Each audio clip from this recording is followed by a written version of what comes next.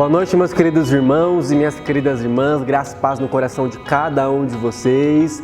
O tempo mudou, não é mesmo? Está um pouco mais frio e eu tenho quase certeza de que muitos de vocês estão bem agasalhadinhos aí nas suas cobertas, assistindo essa transmissão. Tudo para a glória de Deus, não é mesmo? Seja calor, seja frio, Deus está providenciando aquilo que a sua criação precisa. Então, nos alegremos e nos regozijemos no Senhor. Vamos fazer uma oração para iniciar esse trabalho, uma breve oração. Senhor, te dou graças por esta noite, ó Pai, por essa transmissão.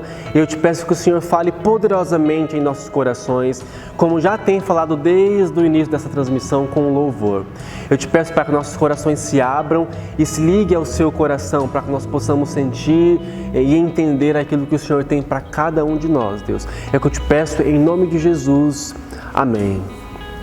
Eu quero fazer com os irmãos uma breve reflexão em apenas um verso do livro do Evangelho segundo Lucas, capítulo 13, o verso de número 34. Acompanhe a leitura comigo. Diz assim: Jerusalém, Jerusalém, que mata os profetas e apedreja os mensageiros que Deus lhe manda. Quantas vezes eu quis abraçar todo o seu povo, assim como a galinha junta os seus pintinhos debaixo das suas asas, mas vocês não quiseram. Eu gosto muito desse texto porque ele me traz uma reflexão sobre o impostor que muitas vezes vive em mim. Eu vou explicar para você. Na semana passada eu falei sobre escolhas que nós devemos fazer no texto de Deuteronômio, que diz que nós devemos escolher a vida para que venhamos a viver nós e a nossa família. Agora nesse texto Jesus fala para o seu povo, para os fariseus no caso, mas ele engloba toda Jerusalém. Quantas vezes eu quis te ajuntar debaixo das minhas asas, quantas vezes eu quis te trazer para perto, mas você, Jerusalém, não quis. Amados, se nós entendemos a importância de Jerusalém e compreendemos que nós hoje somos este povo, somos o povo de Deus, a Jerusalém, nós precisamos nos olhar como essas pessoas que muitas vezes nós dizemos que queremos um Salvador, mas agimos como se não quiséssemos. Quantas vezes no deserto Jesus foi a nossa água e nós não bebemos? Quantas vezes no inverno Ele faz o sol brilhar mais quente ou é o nosso cobertor e nós não aceitamos? Quantas vezes quando nós passamos por vales ou temos que transpor montes, Ele é a nossa ajuda e nós não aceitamos? Quantas vezes, amados?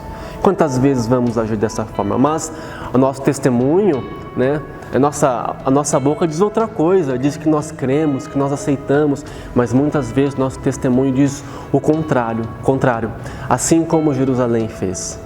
Em João capítulo 1 diz que Cristo veio para os que eram dele, mas os que eram dele não receberam.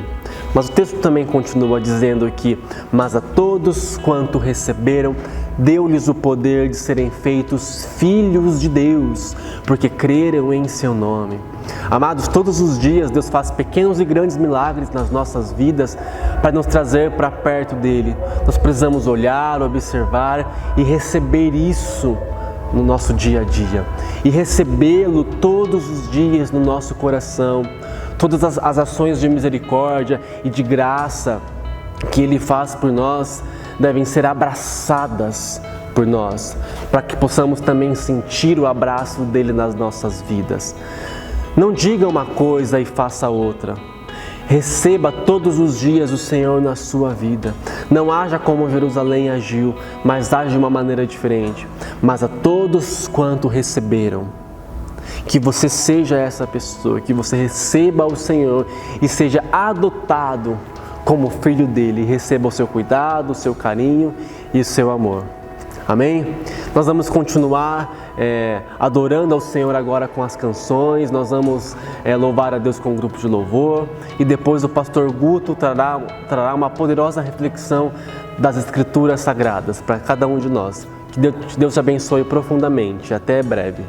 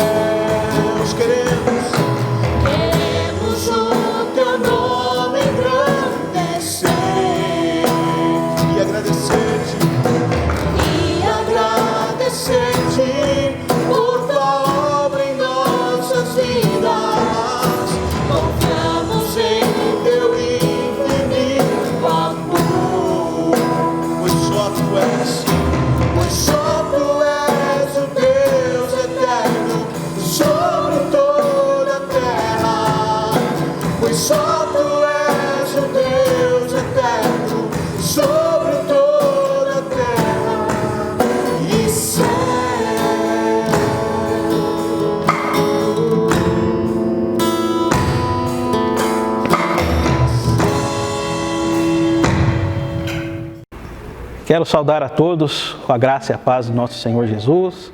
Você, irmão e irmã da IPI Gileade, receba o nosso abraço, o nosso carinho. E eu peço para você agora que você preste muita atenção, que você crie expectativa no teu coração, porque assim como o Espírito Santo já fala conosco no louvor, o Pai também vai falar agora com você através da palavra, não tenho dúvidas disso. Então, eu quero aqui convidar você para abrir a tua Bíblia, o teu celular, onde quer que você esteja, no Evangelho de João, no capítulo 3, dos versos 16 a 18.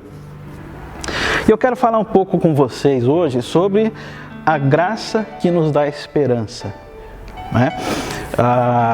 Às vezes, muitas vezes, a nossa esperança, a nossa confiança, ela está nas circunstâncias boas, Mas a nossa vida não é só feita de circunstâncias boas. Às vezes nós passamos por algumas circunstâncias, por algumas lutas, que como o Senhor disse para Paulo, a minha graça te basta, Nós vivemos somente pela graça. Então a graça nos dá esperança. Estamos aqui por causa da graça. Você está aí por causa da graça, eu aqui por causa da graça do nosso Deus. Eu vou pedir para você manter aberto, Nós vamos ler progressivamente Evangelho de João, capítulo 3, versos 16 a 18. Esse texto aqui, ele se trata, nós percebemos, quando nós lemos ele, que ele se trata da maior intervenção de Deus na história da humanidade. A maior. Deus interviu de várias formas, desde que criou o universo, Mas em si, na história da redenção, que chamou Abraão, passou pelos profetas, a manifestação de Jesus. Então eu creio que a manifestação de Jesus foi a maior intervenção de Deus na nossa história, na história da humanidade. E aqui nesse texto nós vamos perceber o Senhor Jesus, ele está conversando com um fariseu, um dos principais dos judeus. Se você pegar logo do começo do capítulo 3, você vai ver lá que Nicodemos, ele era um dos principais dos judeus, um fariseu, uma pessoa muito conhecida. Tanto é que ele procurou Jesus para conversar à noite, Talvez ele tinha um pouco de receio ali de outros fariseus, ver ele procurando Jesus, Então ele vai à noite e eu creio que o fato de ele procurar o Senhor Jesus era porque ele também estava bem impressionado com tudo que o Senhor estava fazendo, com o movimento ao redor de Jesus Cristo. Então, ele muito provavelmente ele estava muito impressionado e ele procurou o Senhor Jesus à noite para conversar. E é dentro dessa conversa que o Senhor revela para Nicodemos qual é o propósito da sua manifestação neste mundo. Qual é o propósito da sua vinda neste mundo. E eu peço a você que preste muita atenção, porque nos próximos minutos, pretendo não me prolongar aqui, mas nos próximos minutos nós vamos meditar sobre um fato ao qual você faz parte, você está envolvido, você está envolvida. Então, trata-se da sua relação com o Senhor também, trata-se da tua vida, não precisa se assustar, não precisa ficar com medo, porque eu tenho a certeza absoluta que o nosso Pai, ele quer trazer a você hoje a mais profunda certeza da sua graça, da sua paz, do seu amor sobre a tua vida. É por isso que eu quero falar da graça que nos dá esperança. Então, se nós acompanharmos aqui somente o verso 16, ele já é muito conhecido, tenho certeza que você conhece. João 3,16, o Senhor disse assim: porque Deus amou o mundo de tal maneira que enviou ou deu o seu Filho unigênito para que todo o que nele crê não pereça, mas tenha a vida eterna. Muito conhecido, um dos mais bonitos, belos da Bíblia. E perceba aqui que o Senhor Jesus ele revelando um plano pontual, eficaz, irrevogável. Pense comigo que o Pai, Ele orquestrou, Deus, Ele orquestrou a manifestação de Jesus, vindo lá desde Abraão, da semente, né? Da linhagem de Abraão, pelos profetas, até chegar no Senhor Jesus. Tudo isso foi orquestrado por Deus para salvar a humanidade. Para salvar você, para me salvar. Por isso que você está envolvido. E nós podemos confirmar isso logo no começo do verso 16, quando em conversa com Nicodemos, o Senhor Jesus diz assim: porque Deus amou o mundo de tal maneira, porque Deus te amou, me amou de tal maneira. Então, nós percebemos aqui que a nossa redenção é fruto da graça, é fruto do amor, é fruto da misericórdia do Pai com relação a tudo que Ele criou. Deus, Ele ama tudo o que Ele criou, mas em se falando de redenção, principalmente o ser humano. Homem, mulher, jovem, adolescente, criança, adultos, idosos, todos. O Pai estava olhando para todos nós quando Ele manifesta, quando se manifesta a vinda de Jesus Cristo em nosso meio, trazendo a nossa salvação, trazendo aí a nossa redenção. E esse amor de Deus, talvez você já conheça essa palavra, conhecido como ágape. Ágape é uma palavra muito conhecida dentro da igreja, no meio dos cristãos. Mas, mesmo sendo conhecida, né, o ajuntamento de fim de ano chama-se ágape em algumas igrejas, né, talvez alguns trabalhos. E muitos pregadores e pessoas falam: olha, o amor de Deus é o amor ágape. Então, com certeza você já ouviu. No entanto, esse amor de Deus ele é pouco compreendido por causa da sua extensão. Em sua extensão, esse amor de Deus ele é pouco compreendido, mesmo porque Deus é insondável, né? Nós aprendemos isso com Paulo, né, no capítulo 11 de Romanos. Então, quando o Senhor Jesus afirma que o Pai amou o mundo, Ele está falando de um amor que vai muito além do nosso amor, do amor que nós conhecemos, do amor humano. Embora habitados pelo Espírito Santo, o amor é uma das virtudes do fruto, mas o amor de Deus em sua extensão é muito extenso, vai muito além da nossa capacidade de amar. Mesmo porque nenhum de nós entregaríamos os nossos filhos ou o nosso único filho para morrer em favor de outras pessoas. E esse amor que Deus sente por você, que Deus sente por sua criação, não é semelhante simplesmente à nossa forma de amar. Esse é um amor sublime demais. É um amor incompreensível. Eu quero que você entenda comigo que o Senhor Ele não nos resgatou porque nós tínhamos algum merecimento. Isso é graça. Mas também não é porque Deus estava com pena de nós. Tão somente, e eu acho que isso faz todo sentido, principalmente, Deus nos resgatou porque Ele tem prazer na nossa vida. Deus tem prazer na tua vida, Deus tem prazer na tua existência, na minha existência. Já parou para pensar nisso? Deus Ele não está fazendo um favor aqui. Ele está agindo por puro amor, por pura graça. Porque quando Ele olha para você, Ele olha para a minha vida e para tudo que Ele fez, Deus tem prazer. Ele nos fez a sua imagem e semelhança e viu que tudo era bom. Então eu quero que você saiba que Deus tem prazer na tua vida. Você pode me questionar e dizer: Deus tem prazer na minha vida, na sua criação, então por que nós sofremos? Porque a fome, a guerra, a peste, a pandemia que nós estamos vivendo, ou porque eu estou sofrendo tudo isso que está acontecendo na minha vida? Se Deus tem prazer na minha vida, por que isso acontece? Eu peço para você me aguardar um pouco, nós vamos chegar nesse ponto. É muito importante nós falarmos sobre isso também.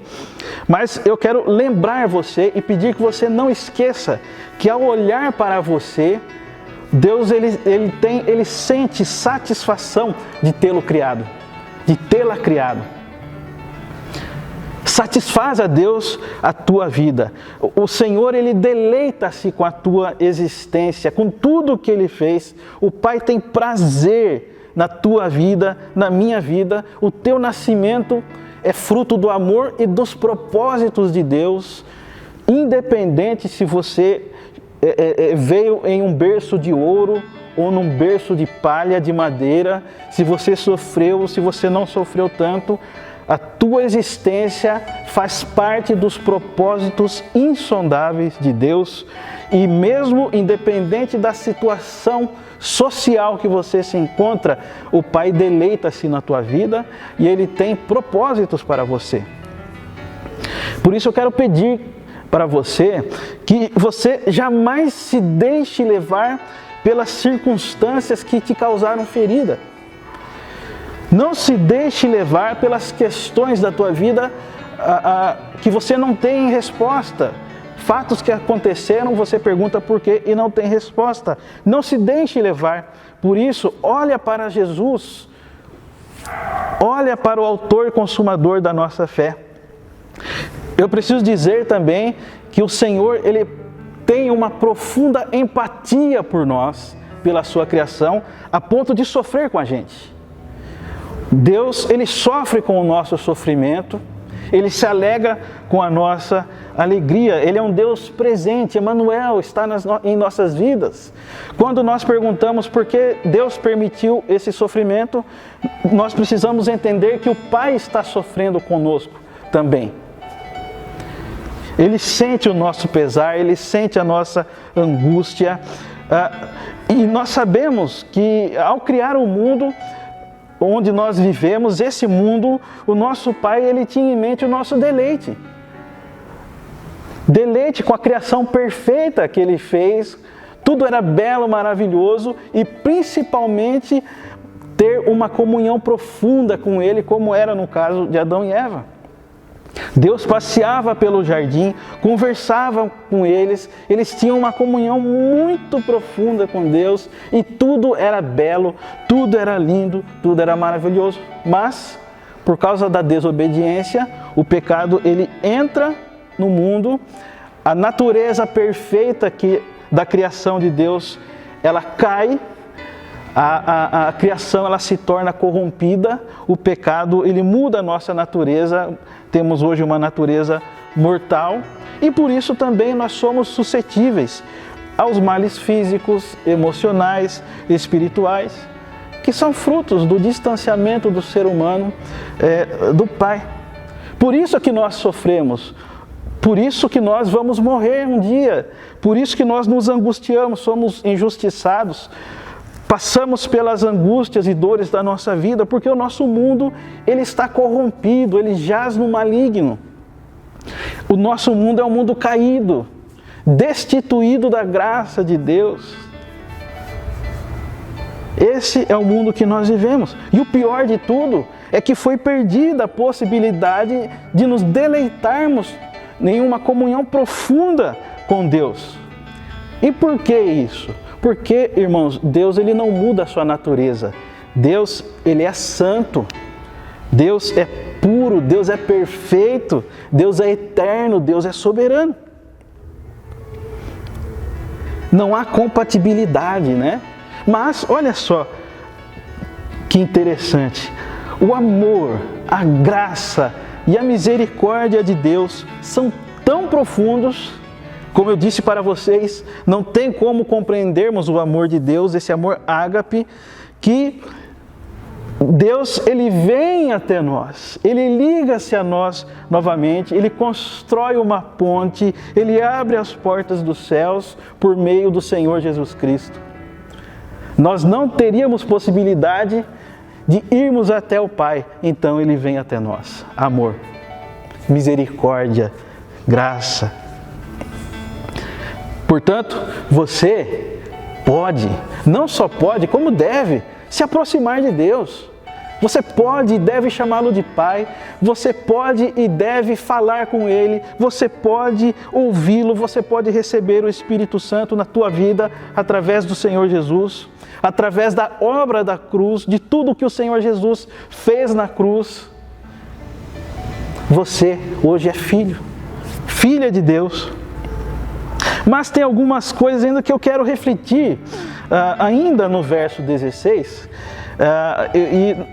eu creio que não pode ser deixado para trás, quando o Senhor Jesus diz assim: Deus enviou o seu Filho unigênito para que todo o que nele crê não pereça, mas tenha a vida eterna.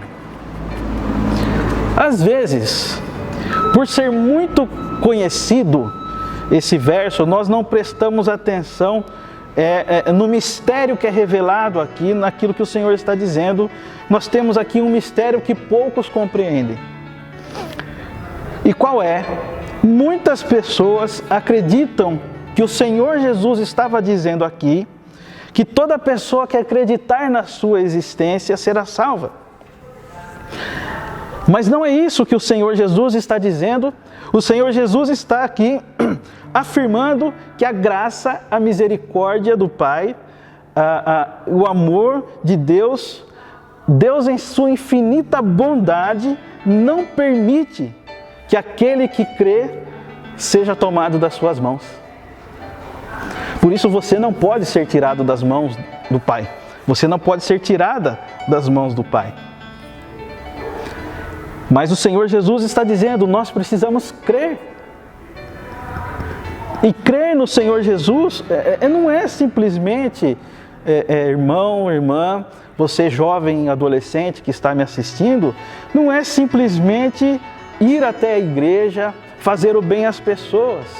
Não é acreditar na existência de Deus, mesmo porque, segundo Tiago, até os demônios creem e tremem. Crer verdadeiramente é algo muito profundo. Crer no Senhor Jesus, eu peço que você guarde isso no teu coração. Crer parte de uma entrega nossa. Nos rendermos, nos entregarmos ao Senhor Jesus, reconhecendo Ele como dono da nossa vida. E sendo Ele dono da nossa vida, nós temos que obedecer às suas palavras. Crer no Senhor Jesus é abandonar o pecado, é abandonar o orgulho e lutar contra eles o resto da nossa vida. Crer no Senhor Jesus é negar-se a si mesmo diante da sublimidade e da soberania do Senhor Jesus. Crer é viver com Ele, ter comunhão com Ele e viver para Ele. Crer é confiar no seu amor, crer é confiar no seu poder. Crer é servi-lo através da igreja, que é o corpo de Cristo. Não existe nenhum outro órgão, outra criação que seja o corpo de Cristo nesse mundo, é a igreja. E você faz parte dessa igreja. Crer é buscá-lo de todo o coração. Crer é se deleitar no Senhor Jesus. E aqui eu quero abrir um parênteses, aqui eu quero conversar, pensar um pouco com você sobre o deleite. Deleitar é ter prazer. Então, eu vou citar alguns exemplos aqui. O prazer de fazer uma caminhada, o prazer de jogar um futebol, de fazer uma natação, de fazer uma viagem, o prazer de chegar em nossa casa no fim do dia, encontrar a nossa família. É esse prazer, exatamente esse prazer, essa alegria, esse deleite que nós devemos ter também para com o Senhor. Ele é pessoal, ele está em nossas vidas. Nós precisamos amá-lo. Nós precisamos ter prazer no Senhor Jesus e adorá-lo em espírito e em verdade. Assim, todo aquele que nele crê dessa forma, já está justificado, já está salvo, não pode ser retirado das suas mãos, tem a vida eterna. Ninguém pode arrebatar você das mãos de Deus, você que crê. Ninguém. Carta de Paulo aos Romanos, capítulo 8, os versos 38 a 39. Olha só que interessante, você conhece Paulo diz assim: porque eu estou bem certo, ou seja, eu tenho certeza de que nem a morte, nem a vida, nem os anjos, nem os principados, nem as coisas do presente, nem do porvir, nem os poderes, nem a altura, nem a profundidade, nem qualquer outra criatura poderá separar-nos do amor de Deus que está em Cristo Jesus, o nosso Senhor. Por isso, aquele que crê, aquela que crê, não é condenado, porque está guardado, está guardada em Jesus Cristo. Você está selado, selada com o Espírito Santo. E ninguém, nem mesmo Satanás, que é o príncipe desse mundo, pode anular a salvação daquele que crê no Senhor Jesus. Por isso, saiba que o Senhor jamais te abandonará. Não tem como, não existe essa possibilidade de Deus te abandonar. Aquele que crê e adora a Deus em espírito e em verdade, está debaixo do poder do Senhor e o maligno não lhe toca. Então perceba que o Senhor Jesus, Ele está falando daqueles que já creem. Ele está falando dos crentes, Ele está falando dos cristãos verdadeiros. Estes já estão salvos e preservados em Jesus Cristo para o dia da redenção. Se nós observarmos também, depois você pode ler, no próprio Evangelho de João, no capítulo 6, no verso 37, o Senhor diz assim: todo aquele que o Pai me dá, esse virá a mim. E o que vem a mim, de modo nenhum o lançarei fora. Percebe? Ou seja, todo aquele que nele crê, não pereça, mas tenha a vida eterna. Mas eu quero pedir a tua gentileza de acompanhar comigo agora a leitura dos versos 17 e 18, para continuarmos a nossa meditação. Porquanto Deus, são as palavras do Senhor Jesus, porquanto Deus enviou o seu Filho ao mundo, não para que julgasse o mundo, mas para que o mundo fosse salvo por ele. Quem nele crê não é julgado. O que não crê já está julgado, porquanto não crê no nome do unigênito Filho de Deus. Porque Deus não enviou o Senhor Jesus para julgar o mundo. Sabe por quê? Porque o mundo já está julgado e condenado. O mundo e o príncipe deste mundo já estão julgados e condenados.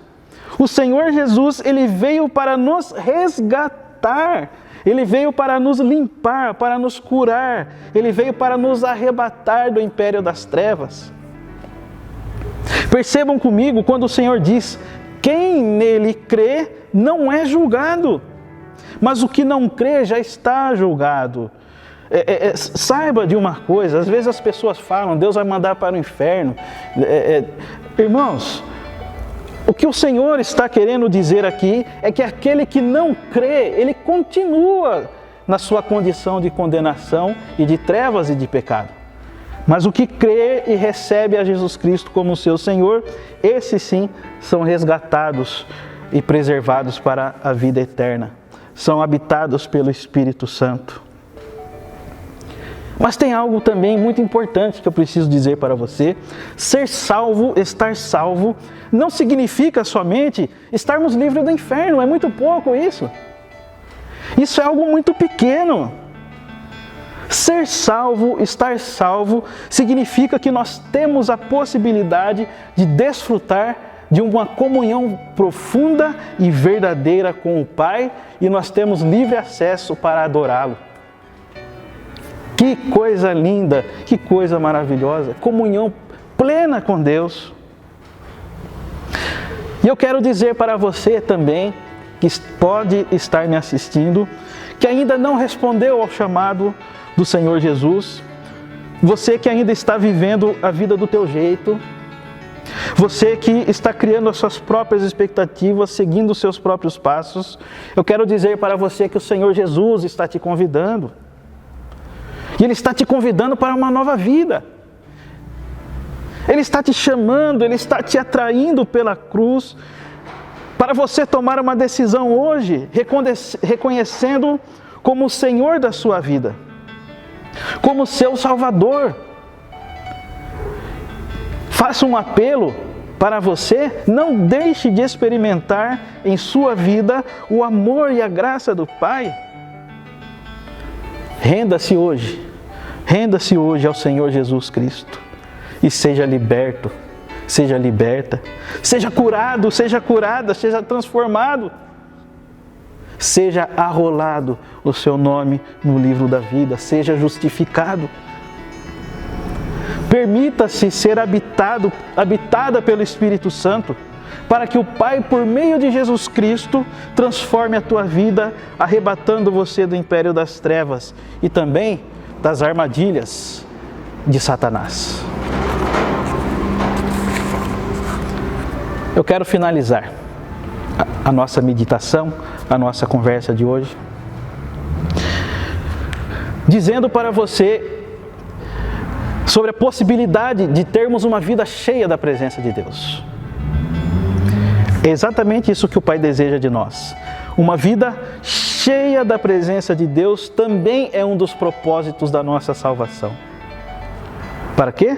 Pudéssemos ter de novo uma comunhão linda e perfeita com Deus. Evangelho de João, capítulo 14, no verso 23. Se você tem uma caneta, marque na sua Bíblia, grife esse texto, escreva na tua agenda, no teu caderno, na parede do teu quarto, no para-sol do teu carro, porque o Senhor Jesus, Ele diz algo aqui que é maravilhoso demais para nos esquecermos. No Evangelho de João, capítulo 14, no verso 23, o Senhor diz assim: se alguém me ama, guardará a minha palavra, e o meu Pai o amará. E viremos para Ele e faremos nele morada. Promessa. O Senhor Jesus está fazendo uma promessa maravilhosa de habitar, de Ele e o Pai fazerem morada em nossas vidas. E Ele diz também: eu me manifestarei a Ele. O que você está esperando?